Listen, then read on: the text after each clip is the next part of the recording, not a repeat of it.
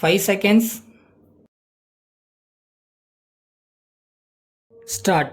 தலைவர் அவர்களே, தமிழ்நாடு மின்சார வாரியத்தின் வரவு செலவு திட்டத்தின் மீதான விவாதத்தில் பங்கேற்று ஒரு சில வார்த்தைகள் கூற விரும்புகிறேன்.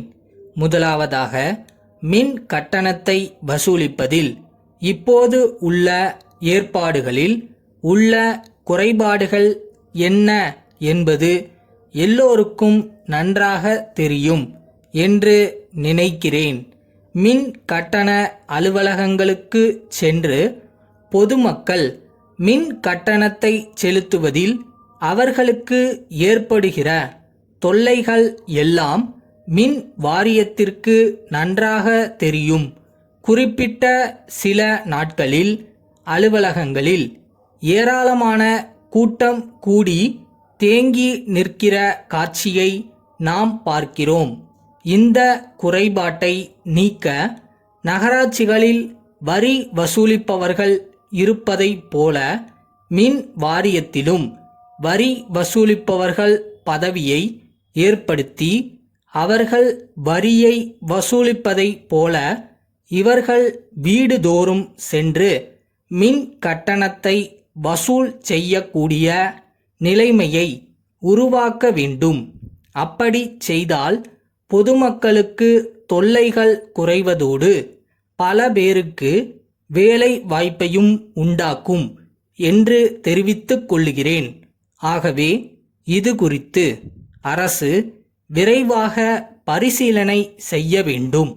அடுத்து, கல்வித்துறையில் நான் இருப்பதால் அது குறித்த ஒரு கோரிக்கையை விடுக்க விரும்புகிறேன். கல்வித்துறையில் முறைசாரா கல்வி திட்டம் என்று நடைபெறுகிறது என்பது நமக்கு தெரியும். இது ஒரு நல்ல வாய்ப்பு என்பதை எல்லோரும் ஏற்றுக்கொள்ளுவார்கள். பள்ளிக்கு சென்று படிக்க வாய்ப்பு இல்லாத இளைஞர்களும் முதியவர்களும் இரவு பள்ளிக்கு சென்று படிக்கக்கூடிய ஏற்பாடுகளை முறைசாரா கல்வி திட்டத்தின் மூலம் அரசு செய்திருக்கிறது.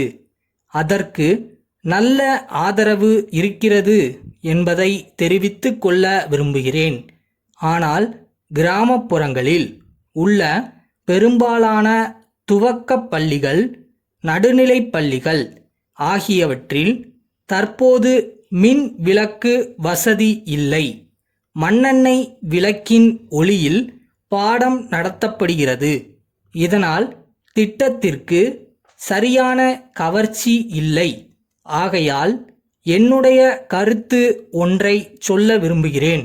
குடிசைகளுக்கு ஒரு விளக்கு என்கிற ஒரு திட்டத்தை மின்சார வாரியம் வைத்திருக்கிறது. அந்த திட்டத்தின் கீழ் துவக்க பள்ளிகளுக்கும் நடுநிலை பள்ளிகளுக்கும் மின் விளக்கு வசதி செய்து கொடுத்து விட்டால் கிராமப்புறங்களில் முறைசாரா கல்வி சிறப்பாக நடைபெறுவதற்கும் இரவு நேரங்களில் கிராம மக்கள் வந்து படிப்பதற்கும் உதவியாக இருக்கும். ஆகவே இது குறித்து மின்சார வாரியம் பரிசீலனை செய்ய வேண்டுமென்று கேட்டுக்கொள்ளுகிறேன்.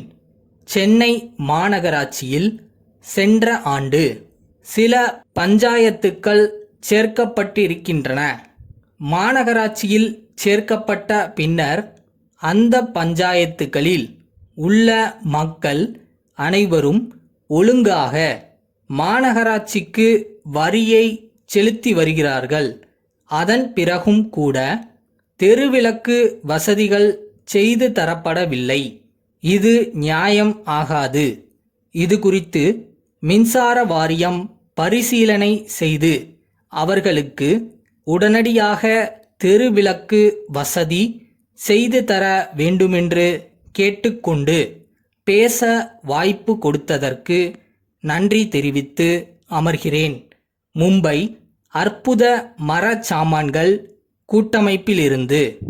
ஆமதாபாத் சிவாஜி நூலகத்திற்கு எழுதும் கடிதம். அன்புடையீர், தங்களுடைய 3ஆம் தேதியிட்ட கடிதம் வரப்பெற்றோம். தாங்கள் எங்களிடமிருந்து 100 அற்புத மடக்கும் நாற்காலிகள் அனுப்புமாறு கேட்டுக்கொண்டு உள்ளீர்கள். தங்களது கேட்பானையை ஏற்றுக்கொள்ள எவ்வளவோ விரும்பினாலும் இப்பொழுது அதை ஏற்க இயலாத நிலையில் இருப்பதற்கு வருந்துகிறோம். ஏற்கனவே எங்களிடம் அநேகம் கேட்பானைகள் நிலுவையில் உள்ளன. அவைகளை நிறைவேற்றுவதற்கே எங்களிடம் தற்போது உள்ள இயந்திரங்களும் வேலைக்காரர்களும் மும்முரமாக ஈடுபட்டு இருக்கும் நிலை உள்ளது. எனவே தாங்கள் சாமான்களை அனுப்புவதற்கு கூடுதல் அவகாசம் அளிக்க தயாராக இருந்தாலும் தங்களுடைய ஆணையை தற்போது ஏற்றுக்கொள்ள முடியாத நிலையில் இருக்கிறோம். எங்களது அற்புத நாற்காலிகளுக்கு ஏராளமான கிராக்கி இருப்பதால் நெருக்கடியை சமாளிக்க இங்கிலாந்திலிருந்து ஒரு புதிய இயந்திரத்தை பெற முயற்சித்து கொண்டு இருக்கிறோம். அது வந்து சேர பல மாதங்கள் ஆகலாம். ஆகையால் தங்களுடைய தேவையை பூர்த்தி செய்ய முடியாத நிலையில் உள்ளோம்.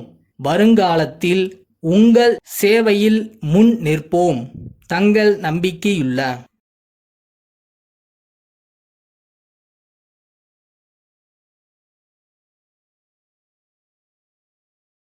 இங்கே திறமை இருக்கிறவன் தோத்ததா கூட சரித்திரம் இருக்கான். ஆனால் கஷ்டப்பட்டு உழைக்கிறவன் தோத்ததா சரித்திரமே இல்லையா?